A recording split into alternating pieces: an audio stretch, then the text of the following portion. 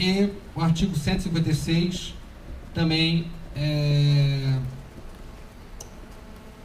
estipulando a contagem de tempo da OAB, também como ocorre já na Procuradoria do Estado e outras carreiras jurídicas. Em conjunto também temos aqui uma proposta de emenda à Constituição para prever a iniciativa de lei do Defensor Público Geral. Alguns defensores públicos já estão realizando essa proposta legislativa. E aí a gente altera o artigo, faz uma proposta de alteração do artigo 24 da Constituição Estadual. E também alteramos o artigo 103, que é o que está da Defensoria Pública, novamente atualizando conforme a Constituição, colocando os princípios, né, da instituição e também colocando a iniciativa do Defensor Público Geral. Temos também, por fim, a inclusão na Lei 1050, da Lei dos Servidores, da gratificação por plantão para os servidores. Então, esse debate e esses temas partem daquilo que foi um consenso mínimo, piso mínimo. É claro que alguns temas, sempre frisamos isso durante a comissão, que enfrentamos um ano de restrição orçamentária, que é um ano que precisaremos ter um grande esforço de convencimento em relação ao Tesouro, né? Esse projeto aqui, ele vai ter que passar por um convencimento da Assembleia Legislativa, do Executivo, e partirmos dessa conjunção de ideias, desse consenso, acho que já nos coloca num patamar interessante para fazer a instituição avançar. Então, acho que, resumidamente, o relato final, o relatório final da comissão. Acho que está mais detalhado no material enviado a todos os conselheiros. Depois enviaremos a carreira. E a partir de agora, sim, iniciamos. O Conselho tem nas mãos um instrumento, já tem uma base para apresentar aí um projeto de lei de reforma da nossa Lei Complementar 988. Aí abro aí aos conselheiros alguma indagação ou algum questionamento relacionado à tramitação da comissão. Finalizo novamente agradecendo a todas as entidades que foram importantes, foram entender o espírito da comissão, né, que em muitos casos ouviram mais do que chegar ali para propor, né, para impor. Acho que a gente acabou criando um espírito interessante, construtivo, que não impede as agendas em separado de cada entidade, e eu acho que esse espírito deve guiar ainda mais aqui no debate no Conselho sobre esse projeto, e fiquei muito feliz e honrado de ter participado com todas as entidades aí dessa comissão. Obrigado ao português, agradeço aí essa breve apresentação, né? A finalidade foi disponibilizada aí para todos os conselheiros, já foi protocolizada aí o pedido com a relatoria do Dr. Luiz Gustavo, então ficou com essa relatoria, e aí vamos ter diversas sessões aí para discutir. Mais indicado de todos os conselheiros. A terceira sub sempre né? Aí com a outra gestão indicação perfeita. Eu apoio integralmente essa relatoria. Cortou uma vista. Você vai concordar com uma vista já? Concordar não necessariamente, né? Concordar não necessariamente. No final, você vê, né? No final a gente vê, né? Tem que ser no final. Bom, seguindo aqui na ordem do dia, eu indago se alguém tem alguma exceção à pauta. Antes das inversões, alguém tem exceção? Algum processo que não está na pauta, que precisa? Ninguém? Inversão à pauta, eu já peço aqui, na verdade eu peço não, o conselheiro pode pedir? É o 090 de 2015, que foi indicado por mim aqui pela secretaria, que é um afastamento da realização de um evento na sexta-feira. Conselheiro Alexandre Orsi pediu o 388 de 2014. 388, não é? Não, 338 de 2014. Alguém mais tem algum pedido de inversão além desses dois? O Horácio tinha 326. 326 de 2014.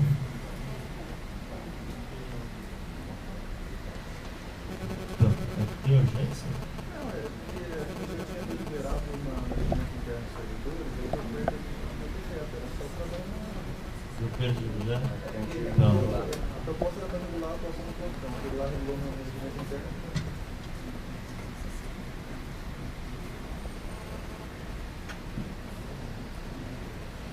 Bom, então vamos seguindo aqui a ordem, chamar podemos seguir a ordem 326, seguido 338, seguido 090 de 2015.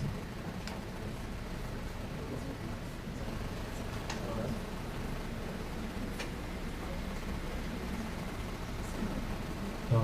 Vamos então 326 de 2014, Defensores Públicos da Regional de São José dos Campos, assunto proposta de edição de deliberação normativa, visando regulamentar a atuação de servidores em plantões judiciários. Com a palavra o relator, o conselheiro Horácio.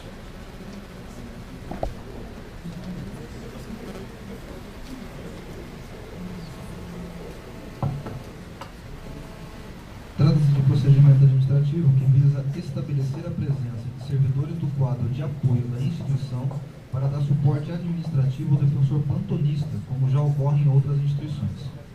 Fundamenta os proponentes na acumulação indevida da figura do membro da instituição de funções administrativas, em manifesto desvio de função com abertura e fechamento de salas, atendimento ao público direto, atendimento telefônico, cargas e descarga de autos, além, claro, da análise jurídica dos expedientes e adoção das medidas necessárias dirigidas ao judiciário.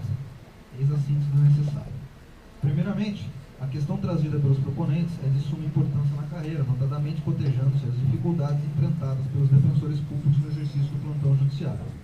É inegável que, diante do incremento humano nos quadros de apoio da Defensoria Pública, a presença de um servidor em apoio ao defensor auxilia, dinamiza e torna efetiva a atuação daquele que exerce a função de plantonista.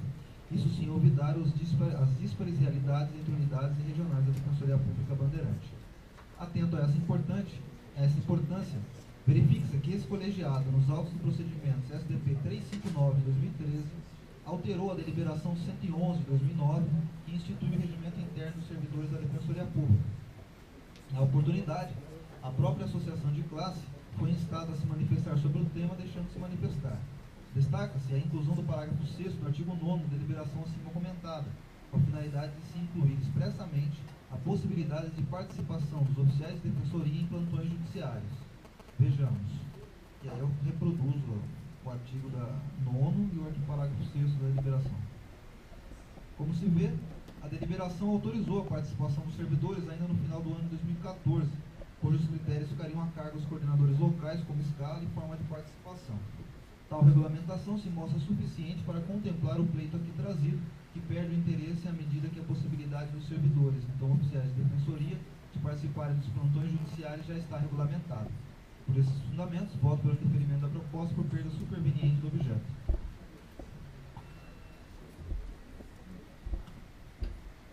Levo para a manifestação dos conselheiros. Tendo manifestações, encaminho para a votação.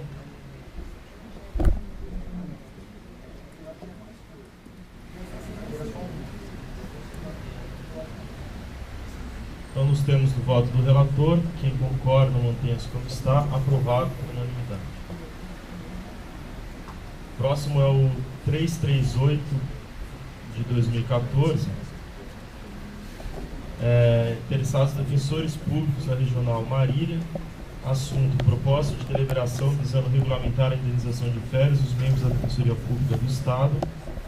A relatoria era do conselheiro Luiz Gustavo Fontanetti. E a gente teve um pedido de vista do conselheiro Alexandre Orsi, que está com a palavra. Excelentíssimo presidente, excelentíssimos conselheiros. Trata-se de proposta de deliberação visando regulamentar a indenização de férias não gozadas por membros da Defensoria Pública do Estado encaminhada pelos excelentíssimos defensores públicos. Eu encaminhou.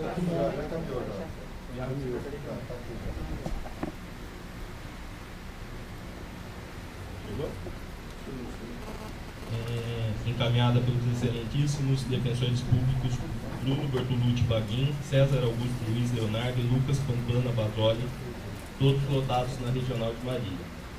Argumentos proponentes que o Conselho Nacional de Justiça, por vezes, teve a oportunidade de regulamentar a matéria, sendo que a última resolução a respeito é a 133 de 2011, possibilitando a conversão em pecúnia de férias não gozadas por magistrados pela necessidade do serviço público. Outros sim informam que referido entendimento do CNJ advém da simetria constitucional entre a magistratura e o Ministério Público. Informam que a partir da emenda constitucional número 80, o argumento da simetria constitucional é perfeitamente aplicável à Defensoria Pública, sendo que a Defensoria Pública Federal foi pioneira, editando a resolução número 94 de 2014, que disciplina referida à matéria. Trouxeram precedentes do Pretório Celso e do Tribunal de Justiça Bandeirante que corroboram suas teses. Referido procedimento foi distribuído à relatoria do nobre conselheiro Dr. Luiz Gustavo Fontanete Alves da Silva, que em linhas gerais aduz que a premissa utilizada pelo Conselho Nacional de Justiça para a extensão de todos os benefícios previstos por lei ao Ministério Público, entre os quais as férias indenizadas, a magistratura federal via resolução, se baseia na simetria constitucional entre referidas instituições, bem como na não recepção do artigo 65 da LOMAN pela emenda constitucional número 19.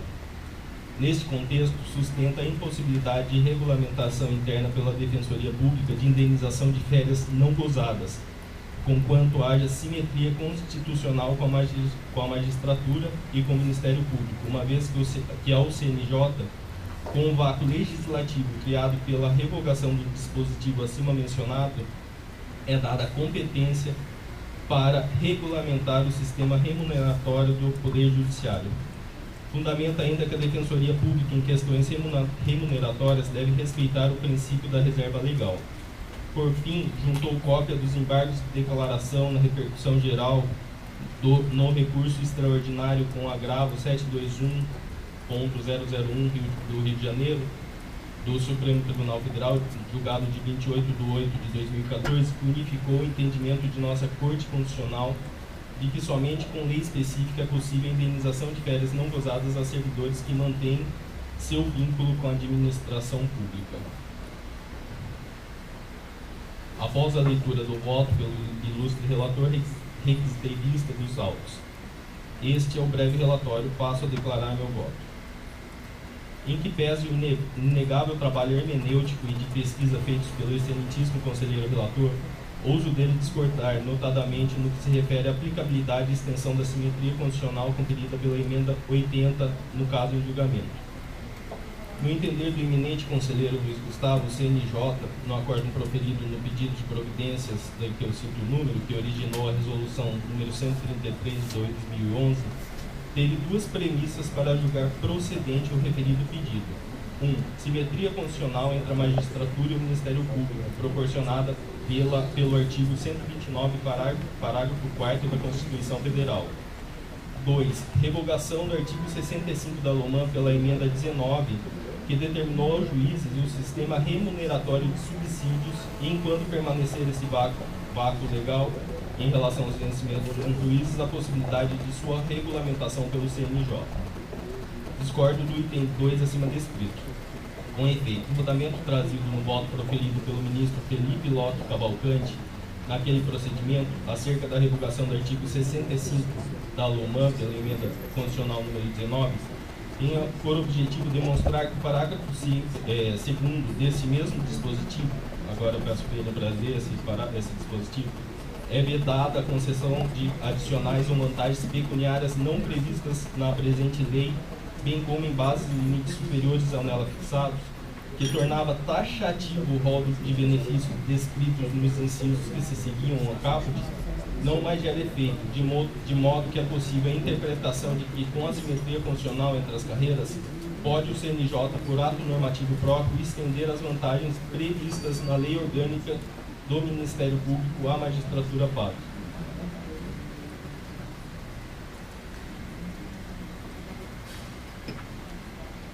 Vale dizer, então, que referido fundamento constrói a ideia de que, com a revogação do parágrafo 2º do artigo 65 da LOMAN, não há limitação para a extensão de benefícios outros que não aqueles previstos na referida lei. Esta assertiva é corroborada pelos excertos extraídos daquele voto, a folhas 23 desse processo, em verbis.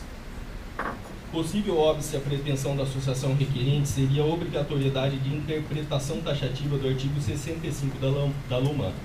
Como já dissemos, este artigo perdeu sua validade por completo em face das mudanças constitucionais advindas após a implantação do regime de subsídio.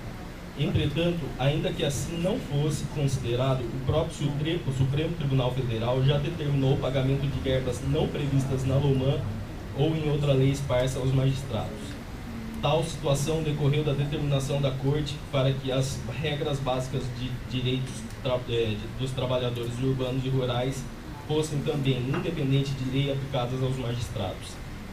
Assim, a própria Suprema Corte determinou o pagamento de verbas não previstas na LOMAN ou em qualquer outra lei aos magistrados, ao entender que os direitos mínimos devidos a todos os trabalhadores também são devidos aos juízes, sem destaque no original. Como se observa, o que o CNJ quis evidenciar foi de que o limite imposto no parágrafo 2º do artigo 65 da LOMAN não pode fundamentar a negativa na extensão de benefícios ali não previstos por estar revogado. Não me convence, portanto, o argumento de que o CNJ somente regulamentou a matéria objeto da Resolução 133/2011 porque possui competência para editar ato normativo concernente ao sistema remuneratório da magistratura, enquanto o vácuo legislativo criado pela revogação do artigo 65 da LOMAN persistir. Até porque não podemos confundir remuneração com as vantagens decorrentes de um cargo, objetos estes, tanto na Resolução 133 de 2011 do CNJ, como no procedimento ora em análise desse colegiado. Com efeito, no primeiro caso, não há dúvidas de que somente por lei ordinária específica poderemos ver reajustados os nossos vencimentos.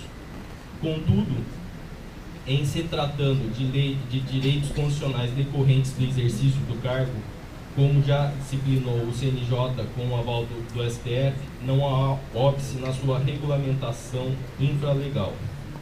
Neste ponto, peço venha para novamente me socorrer do brilhante voto proferido no pedido de providências, conforme folhas 24 e 25 em verbis desse procedimento. Assim, o presente pleito não implica em qualquer mudança de valor do subsídio, mas apenas no reconhecimento de direitos inerentes ao regime constitucional da matéria. Cumpre lembrar que as vantagens em questão, licença-prêmio, indenização de férias e auxílio alimentação, não têm natureza salarial e, portanto, não podem ser objetadas sob o argumento da incidência da mencionada súmula que não se aplica às verbas indenizatórias. A Constituição não pode deixar de ser aplicada em sua plenitude, na espera de leis ordinárias. Tanto assim que, como já dito, o próprio Supremo Tribunal Federal determinou o pagamento do terço constitucional de férias aos magistrados, independente de lei. Aliás, não poderia ser de forma diferente, pois é a Constituição que baliza a lei ordinária, não o inverso, sem destaque no original. Assim, não somente pela interpretação que entendo correta do brilhante voto acima descrito, mas também pelo fato de o objeto do procedimento em comento nesse colegiado não se confundir com o nosso sistema remuneratório, entendo pertinente a aprovação da proposta formulada pelos interessados, a partir da simetria constitucional conferida pela emenda 80. Nesse contexto, entendo que o artigo 134, parágrafo 4º da Constituição Federal tem aplicabilidade imediata, pois a ordem constitucional não se coaduna com o tratamento inferior conferido aos defensores públicos relativamente ao conferido a juízes e promotores de justiça. Com efeito, os membros da Defensoria Pública, Magistratura e Ministério Público têm o mesmo status constitucional, configurando-se em cargos de agentes políticos. A partir desta premissa parece ilógico que a Defensoria Pública não sejam estendidas as vantagens decorrentes dos cargos conferidas às duas outras instituições. Ipso fato, o no que couber descrito no artigo 134, parágrafo 4º de nossa Carta Magna, implica na extensão, tendo em vista a lógica constitucional, das vantagens funcionais atribuídas às carreiras co-irmãs. Vale dizer, portanto, que em consequência dessas premissas, há equiparação dos regimes jurídicos entre estas carreiras, com repercussão nas aludidas vantagens que decorrem desses cargos. Neste sentido, com a palavra, o professor Pier Paolo Bottini, em parecer elaborado à ANADEP sobre as consequências da promulgação da Emenda Constitucional 80, cujos excertos foram extraídos das páginas 30 e 32 de seu estudo sobre o tema. Essa referência que eu faço é ao parecer que não está juntado aos autos. Sendo assim, soa de bom tom entender que o legislador, sempre com vistas a democratizar o acesso à justiça, alterou o texto constitucional pela promulgação da Emenda Constitucional número 80 de 2014, principalmente para trazer importantes garantias anteriormente reservadas exclusivamente à magistratura, visando não só a independência da instituição, mas também, de certo modo, igualá-la ao Poder Judiciário e ao Ministério Público.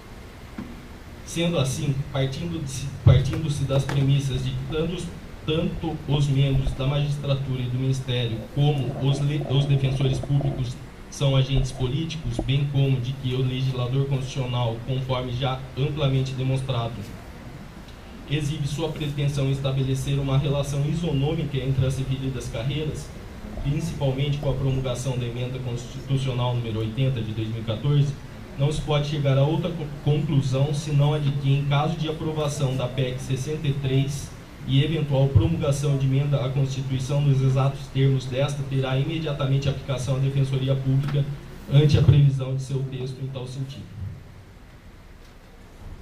Ademais, cabe ressaltarmos e relembrarmos os itens 4 e 5 da Carta de Compromissos, Carta de São Paulo, assinada durante o seminário sobre a promulgação da Emenda 80 pelo CONDEG e ANADEP, abaixo transcritos. Item 5. A Emenda Constitucional número 80 de 2014 assegurou simetria entre as carreiras da Defensoria Pública e da Magistratura. Item 6. Os colegiados e as associações de classe devem pautar suas atuações em prol de ações colaborativas que venham a fortalecer os princípios institucionais da Defensoria Pública e a valorização de seus membros.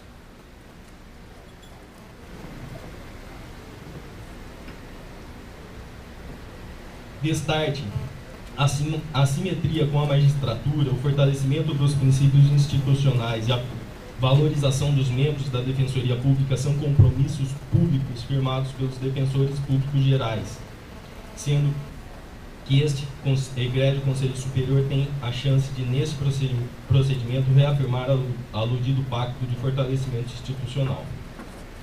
Diante de tais argumentos, decorre da própria simetria de regimes a possibilidade deste colegiado, no presente procedimento, regulamentar a possibilidade de férias indenizadas não gozadas por seus membros.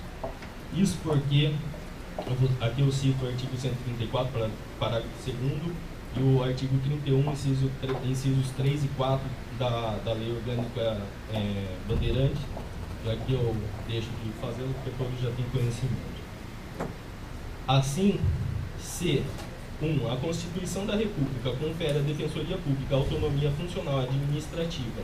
2. A Lei Complementar Estadual 988 de 2006 determina que compete a esse colegiado deliberar sobre matéria relativa à referida autonomia. E 3. A simetria constitucional prevista no artigo 134, parágrafo 4º da Constituição Federal entre os regimes jurídicos da magistratura, Ministério Público e Defensoria Pública tem aplicabilidade imediata, parece-me evidente que esse Conselho Superior é competente para deliberar sobre a matéria. Friso por oportuno que os embargos de declaração na repercussão geral no recurso extraordinário com agravo 721.001 do Rio de Janeiro, proferido pelo Pretório Celso em 28 de 8 de 2014, trazido no voto do ilustre conselheiro relator, não se aplicam à Defensoria Pública, pois com o entendimento assim esposado, a partir da simetria constitucional e aplicação das mesmas vantagens legais previstas nos regimes jurídicos do Ministério Público e Magistratura, existe previsão legal para indenização de férias não gozadas em nossa instituição. No campo da conveniência e oportunidade, também não resta dúvida da importância em aprovarmos a proposta supra. Como sei disso, atualmente o número de afastamentos pelos diversos motivos causa um trauma inequívoco, seja aos defensores que se desdobram nas diversas substituições que realizam durante o ano inteiro, seja a administração que deve buscar uma solução para esta situação, até que venham os defensores substitutos para auxiliar nas substituições dentro das unidades, seja, enfim, mas não menos importante, evidentemente, aos nossos usuários, que certamente nesta situação, a despeito da excelência dos serviços prestados pelos defensores públicos do Estado, não terão melhor atendimento às suas pretensões. Destarte, a meu ver, tanto no campo da legalidade como da conveniência e oportunidade, a proposta apresentada pelos excelentíssimos defensores públicos da unidade de Marília deve ser acolhida, porém com alguns acréscimos. O primeiro acréscimo é o de incluir na presente proposta os servidores da Defensoria Pública, uma vez que os mesmos argumentos utilizados acima cabem aos oficiais, agentes e comissionados.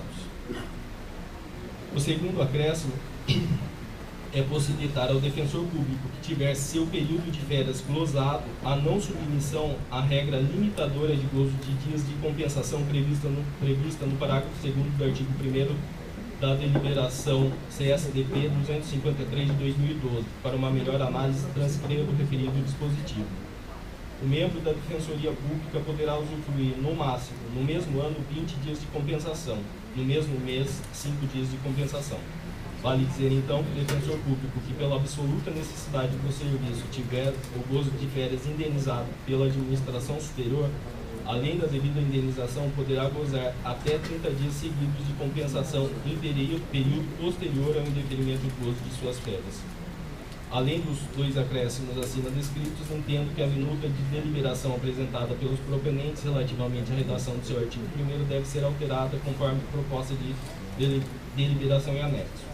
Ante o exposto, voto pela aprovação da proposta apresentada pelos interessados, com os acréscimos e alteração mencionados. Abaixo apresento a minuta de deliberação. Sorocaba, 23 de janeiro de 2014. É como voto. Eu quero pedir que você passasse.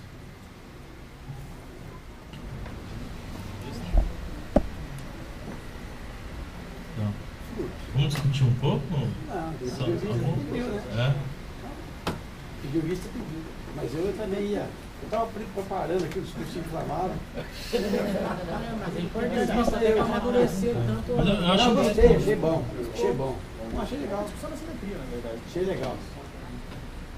Até agora eu já esqueci tudo que eu Se não, preparei. alguém quer alguma manifestação, acho que Então, seria até sim. importante para a Eu gente acho, amadurecer. vai Brincadeira amadurecer essa essa parte, eu posso só em meio minuto sintetizar que eu achei muito esse processo é bom, porque tem duas posturas técnicas em que se fala, né?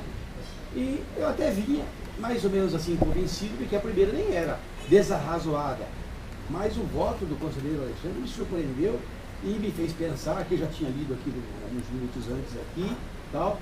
Comecei a avaliar sobre o enfoque constitucional e fiquei até pensando rapidamente, sem interferir no ponto de vista aqui. Digamos que se pensar, bom, é preciso ter lei para então se discutir esse benefício aí ou essa indenização. Mas digamos que não haja lei que se entenda que isso é correto, mas que, por força de outros princípios aqui, de interesse público, conveniência, prestação de serviço, a não interrupção, aquela série de coisas, né? Digamos que por qualquer razão, de fato, alguém, e eu acho que há um exemplo da Defensoria, pelo menos um, eu já sei que você profere um nome, né? Que alguém não gozasse as férias. Então, não gozasse. E aí, o que ele ia fazer? O Estado iria se locupletar? Eu acho que a indenização, estou pensando de uma forma muito alta, muito por cima. Então, em tese, essa parte, quando ele começa a invocar a Constituição, me fez pensar mais. Então, em tese, não precisaria de lei para o Estado ter que indenizar, se porventura viesse a acontecer essa. Claro que é diferente daquela provocação de alguém provocar né, alguém provocar, vamos dizer assim, né, a administração para não tirar férias, como se fosse substituir as férias por uma verba salarial, se fosse se cuidar de salário, de remuneração, né? Diferente isso. Mas, em princípio, se de fato a situação do atendimento ao usuário viesse exigir essa prestação desse serviço e alguém de fato se visse compelido, e olha, não estou falando de licença-prêmio não, porque licença-prêmio acomete uma parte da população, a férias é direito social de todo cidadão, né? Então eu fiquei pensando realmente sobre enfoque constitucional, se não tem razão o Alexandre, mas aí já é matéria para discussão. Luiz, quer falar? Bom, na verdade, Pedro, a Constituição ela também prevê o artigo 37, inciso 10, que toda e qualquer alteração em remuneração dos defensores, ou dos servidores públicos em geral, deve vir sim por meio de lei.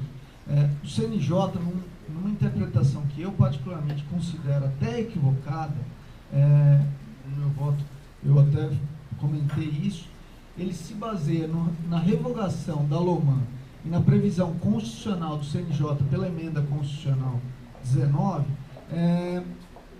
na Constituição, para dizer que o CNJ tem poderes quase que legislativos para trazer benefícios para a magistratura. E aqui, eu até não entendi bem um pedaço do voto, que, na verdade, se você entende que a indenização de férias não seria, não teria impacto no vencimental para os defensores? Na verdade, o que eu coloco é que não se confunde vencimentos com as vantagens decorrentes do cargo que vem em caráter indenizatório. Isso, na verdade, o próprio CNJ coloca, a minha citação se refere a um tópico do voto do conselheiro, do ministro conselheiro, Locke, quando ele afasta a súmula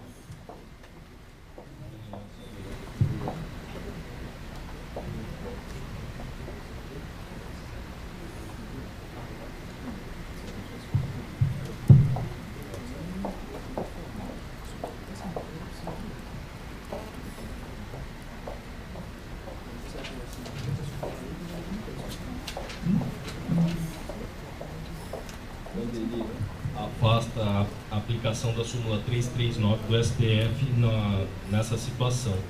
A súmula do STF diz: não cabe ao Poder Judiciário, que não tem função legislativa, aumentar vencimentos de servidores públicos sob fundamento de isonomia.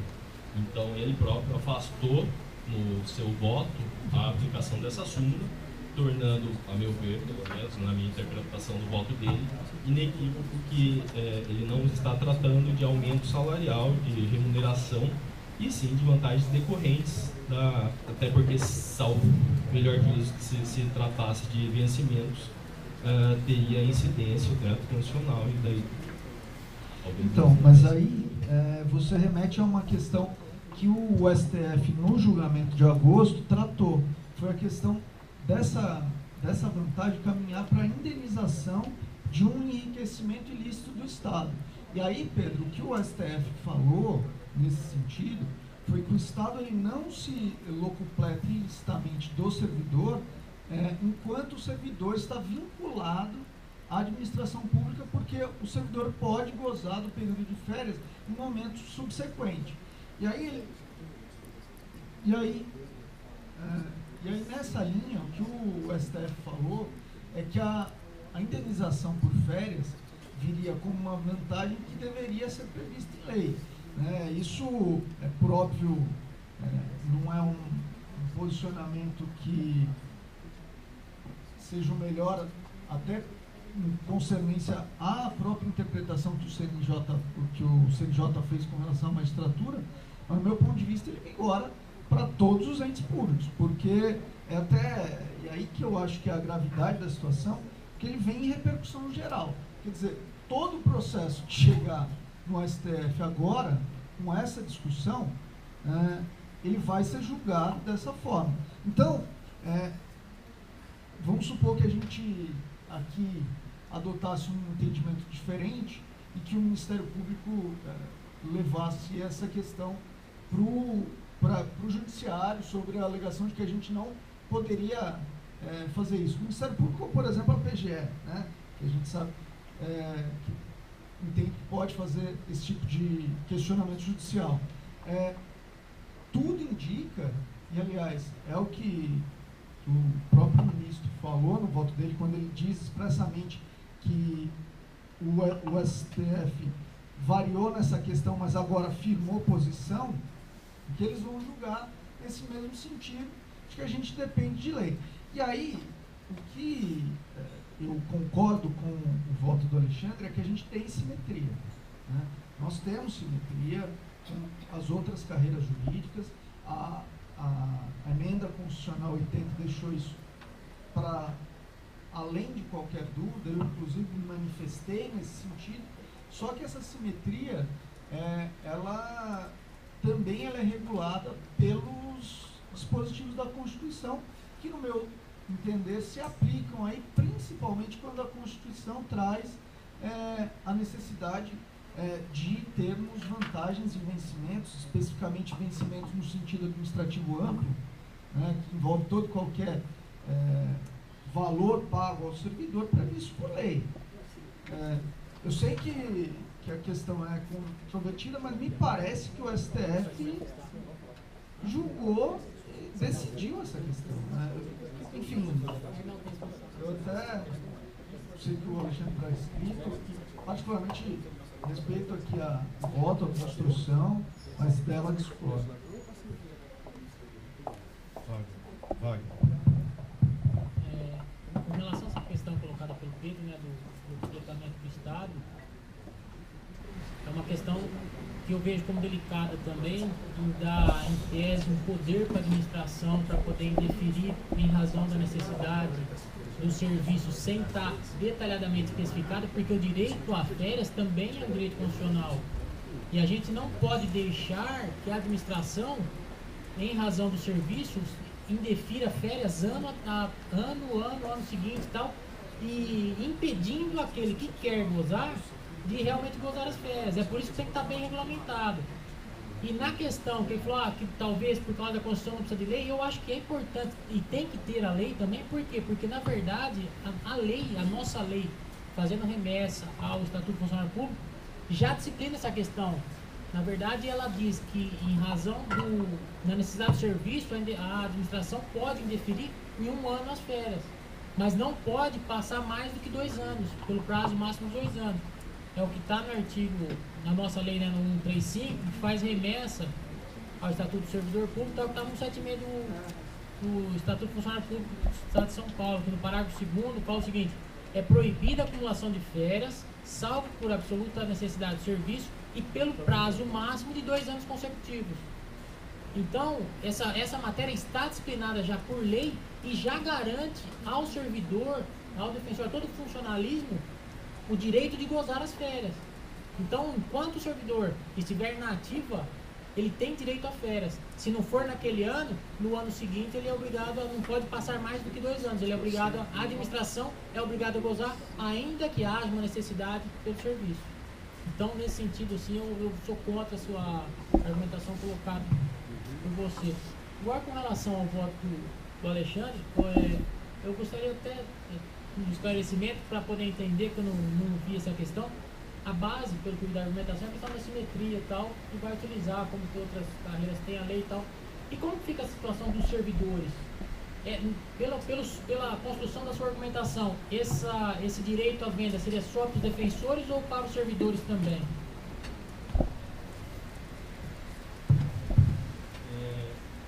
Só inicialmente, não vou responder, depois vai ser colocada, vai dar sentada a palavra, então eu vou falar sobre o desembarque de declaração geral. Efetivamente, eu creio que, e aí vou ser bem honesto com vocês, eu tinha feito elaborado voto, todos sabiam, e aqui não foi retórica no meu voto, a gente percebe que o voto do conselheiro Luiz Gustavo teve uma base de pesquisa muito grande e trouxe argumentos que eu não tinha enfrentado naquele voto, até porque foi lido na hora, a gente não conseguiu ter acesso, e aí, enfim, por questões de não ter conseguido terminar antes para nos encaminhar.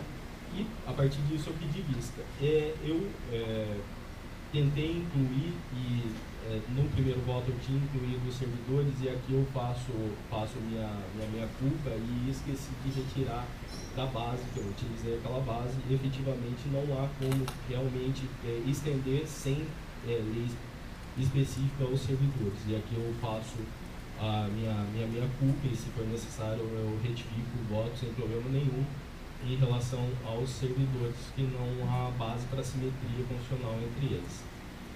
Bom, eu acho que eu respondi sua questão em relação a isso. Então, ficou por um equívoco, enfim, pela necessidade que eu via de terminar logo esse voto, encaminhar, porque é uma pauta positiva nossa, e efetivamente ficou esse item que eu esqueci de retirar. Você quer continuar, Wagner? Não, só essa então, dúvida que eu tinha. O Orsi tinha escrito. Luiz, em relação aos embargos, e aqui a base do meu voto, evidentemente a gente pode divergir, mas a base do meu voto, e eu não me estendi muito no argumento de que os embargos não se aplicam à Defensoria Pública, na medida em que eu entendo que, por reflexo, por simetria, existe base legal para a Defensoria, assim como o fez o CNJ. Eu acho que aquilo que a gente tem que enfrentar efetivamente é a questão daquilo que você entendeu, que você interpretou de que quais são as premissas utilizadas pelo CNJ naquele voto, que eu acho que é a maior discordância. Porque a partir do momento que a gente eventualmente vencesse aquele item 2, que efetivamente na revogação da não recepção do artigo 65 da LOMA, que cada um dá uma interpretação você dá de que o fundamento foi utilizado para dizer que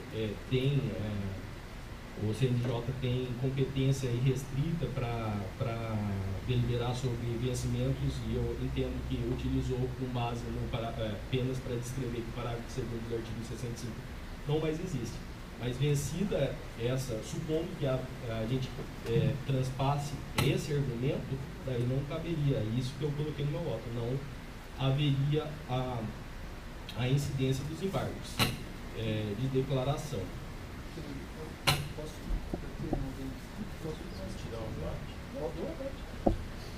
Ah, não, você tinha terminado. Não tem mais coisa. Ah, não. Desculpa. Não, é que na verdade, Alexandre, eu, particularmente, primeiro que eu realmente, ao ler o voto, porque o conselheiro Felipe, ele fala dessa questão da superação do artigo 65, dando poderes legislativos ao CNJ, ele menciona isso, mas para além disso, eu considero que a ausência de lei, ainda que nós entendêssemos que o artigo 65 ele tira uma vedação e deixa sem lei uma regulamentação, além disso, não haveria o que a Constituição fala como necessário para a concessão de uma vantagem. Porque, veja, a remuneração, artigo 37, inciso 11, ele vem falando, a remuneração e os subsídios ocupantes de funções, empregos públicos na administração, total, e aí vem descrevendo toda a administração, com todos os órgãos, dos demais.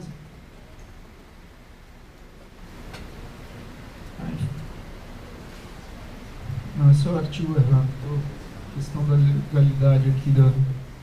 Mas enfim, a Constituição, quando ela trata de vencimentos, ele inclui outras vantagens também que tem reflexo indenizatório, dizendo que é necessário a lei expressa para prever esse tipo de vantagem, né? Nesse sentido, ainda que nós não tivéssemos lei prevendo, né, e no caso da magistratura a sua interpretação foi essa, haveria necessidade de uma lei concessiva. Mas, paralelamente a isso, a situação para a Defensoria Pública, ela se complica na medida em que a nossa lei previu como que a gente vai tratar as férias.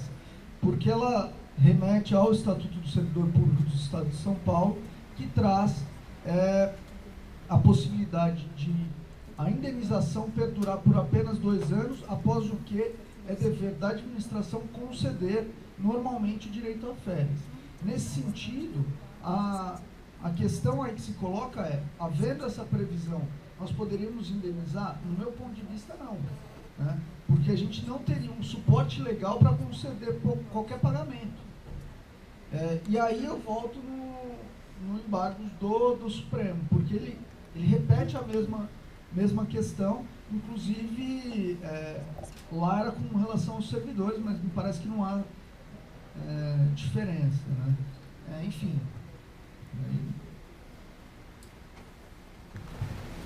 A gente vai ficar aqui. Acho que o debate é rico, como eu disse, a pesquisa que você fez foi muito interessante, até fez com que eu alterasse, disse a necessidade de alterar meu voto e disse vista. Eu acho que aqui a gente vai ficar sambando, porque a gente pode trazer também a questão de que com a emenda 80 há que se dar uma interpretação conforme a diversos dispositivos anteriores. Enfim, essa é uma questão que a gente vai ficar debatendo aqui. É só porque eu achei agora o artigo. Não, é só porque eu fui ler é só porque eu fui ler o artigo e errei o inciso. Mas o inciso é a remuneração dos servidores públicos e o subsídio que trata o parágrafo 3º do artigo 39 somente serão fixados ou alterados por lei específica, observada a iniciativa em cada caso, assegurando a revisão geral anual, sempre na mesma data, sem distinções de índice. Aí o inciso que eu li, quando ele fala da remuneração, ele fala que a remuneração, ela inclui vantagens percebidas, cumulativa ou não, incluídas vantagens pessoais ou de qualquer outra natureza. Daí a legalidade ser um imperativo para concessões remuneratórias. Desculpa, nova parte, era só porque eu achei o artigo. Primeiro, eu gostaria de indagar se o conselheiro vai manter o pedido de vista. Vai manter o pedido de vista. Acho que depois eu vou fazer uma manifestação, na verdade, endossando um pouco aquilo que o conselheiro Orsi trouxe nesse voto e dizendo que os apontamentos que ele trouxe, não só relativo ao parecer do Pier Paulo, como aquela conclusão que nós tivemos aqui, é o que vem sendo intensamente debatido no cenário nacional. Então, o cenário nacional traz todo o apoio associativo à questão trazida pelo conselheiro Alexandre Orsi. Eu acho que vai ser sempre muito difícil para a gente aqui, não só para São Paulo, como para as outras defensorias, se libertar daquilo que foi um julgo sobre a gente. Hoje a gente tem um perfil diferente e está sendo um aprendizado, mas eu acho que aos poucos a gente precisa enfrentar isso, precisa enfrentar essa nossa autonomia, o nosso paradigma. Sabemos, claro, Luiz Gustavo, dos nossos inimigos que estão por aí, né? Esperamos que os nossos inimigos sejam só os externos e não os internos, porque eu acho que essa discussão é absolutamente legítima aqui nesse local, de maneira que eu acredito no voto que o Orsi trouxe e acho que a gente pode fazer essa ponderação, pode escolher inclusive esse tema para fazer essa reflexão sobre essa extensão dessa autonomia e de como enfrentaremos isso daqui para frente. Então, com todo respeito ao debate que vai ter aqui, ao voto do Luiz Gustavo, eu gostaria também de reforçar esses argumentos. Obrigada. Luiz Eduardo. Eu acompanho um pouco do debate, na verdade a matéria está de vista do Augusto, mas três questões eu gostaria de mencionar. A primeira é que, na minha concepção primeira, que o Luiz Gustavo mencionou com relação à Constituição e à redação expressa, diz respeito a vencimentos, né? Você falou, olha, isso é uma coisa generalizante, que envolve várias rubricas, né? Aí eu até conversando com o Augusto no lateral aqui, eu tinha um questionamento a fazer, que é o seguinte: se o Estado indefere o gozo de férias, ou seja, o indeferimento do gozo de férias é ato danoso, sim ou não? Se o indeferimento de férias for ato danoso, quem gera um dano deve indenizar. Se o indeferimento de férias não for danoso, por exercício regular de um direito, não há que se falar em indenização. É um pouco por aí que eu acho que a Constituição, na minha visão, tem que passar. Entender se o indeferimento gera dano ou não. Na minha concepção inicial, pelo menos no debate inicial, sim, gera dano. E aí, a solução posta no Estatuto dos Servidores Públicos do Estado de São Paulo não indeniza. Tanto é que o Luiz falou sabiamente. Se o Estado indeferir por 1 ano, aí a lei estabelece limite de 2 anos, indeferir o 3º ano, ainda assim teria dúvida com relação à forma, à ferramenta de pagamento. Porque, numa visão, pelo menos preliminar aí, careceria de lei para esse desiderato. Então, eu não tenho consciência exata de se o indeferimento acontece, a pessoa que não gozou o seu direito deve se calar. Porque basicamente é isso, vai gozar pro próximo, vai gozar no próximo, vai gozar no próximo, esse próximo pode nunca chegar e a pessoa fica sem direito nenhum. Então, num cenário muito objetivo, me parece que o conceito não passa pelo conceito de vencimentos, passa pelo conceito de gera dano ou não gera dano. Aparentemente, férias é um direito e quem ofende o direito de uma pessoa gera dano para essa pessoa. Mas isso é uma questão de visão de direitos, de como se enxergar, como se vislumbrar. Isso é com relação a essa primeira visão. A segunda visão está relacionada ao tempo de indeferimento. Como bem disse o Wagner, eu até nem lembrava especificamente dessa redação que falava são 2 anos para gozo oportuno, mas para ser bem sincero com vocês, acho que no meu caso específico até superou isso. Eu indeferi 1 ano, eu fui gozar só 2 para frente. Hein? Então teria até, na nossa situação pessoal, vou até avaliar isso. Até, se for encaminhar essa indenização, eu tenho que avaliar isso. Mas não me atentei a isso. Foi erro meu. Mas eu acho que essa questão, se é indenizável ou se é o exercício regular do direito, é uma pedra de toque nessa decisão.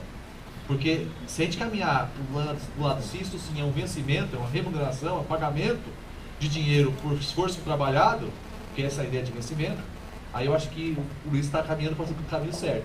Se nós entendemos que é indenização por um dano causado, aí eu acho que a situação muda completamente. E aí eu entro mais para o lado que o Pedro falou. Se o Estado não tem a sua organização... Pois não. 20 segundos só. É rápido. E até pelo Wagner, né? Ele fez a referência ao Estatuto, mas também na 988, né? Há uma distinção bem clara, as férias, inclusive com vantagem em espécie, né? Ela é retirada do próprio capítulo que trata de remuneração. E até por isso que ela é retirada, inclusive, quando na 988 fala em espécie, ou seja, é uma vantagem não pecuniária e, curiosamente, em espécie. Bom, como está em vista o processo, acho que é só para tentar construir o debate, esses são os problemas que eu enxergo. De fato, não tem uma lei falando, olha, 2 pontos, indeniza-se as férias não gozadas. Se tivesse, a gente não estava aqui. Né? Essa lei não existe. Nós vamos ter que construir um caminho. Me parece muito razoável que é excepcional o indeferimento das férias. Me parece mais razoável ainda que seja excepcional que ele ultrapasse 2 anos. Mas a pergunta objetiva é, se isso acontece, a gente faz o que com a pessoa? Tipo, entendeu? Então, talvez a solução construtiva possa caminhar para esse lado. Mas isso é uma visão. Posso só fazer uma parte? Com relação a isso, ultrapassados para os 2 anos, aí eu acho que o servidor, aí realmente há um dano para ele, porque é um ato ilegal, porque o ato da administração é contra a lei, e aí, a princípio, da forma votada, teria que escorrer o Poder Judiciário. 2 formas, ou para obrigar a administração a ele gozar as férias, ou em tese falar assim, ó, isso aqui eu vou pagar. Mas aí eu acho que teria assim, um dano nesse caso aí, acho que quem pode estipular o valor até ou a forma de reparação do dano, a princípio, e aí, Poder Judiciário. E aí eu me reporto a uma outra situação até, que vai acontecer um dia. Aquele servidor que vem com suas férias indeferidas, ou suas licença-prêmios indeferidas, que bate nas beiras da aposentadoria, como se tratar? Então, o quadro de deferimento e acumulação de períodos para a pessoa tem consequências em vários aspectos. Essa decisão nossa aqui... Posso fazer mais uma parte? O voto do Luiz disciplina isso. Se ele entrar na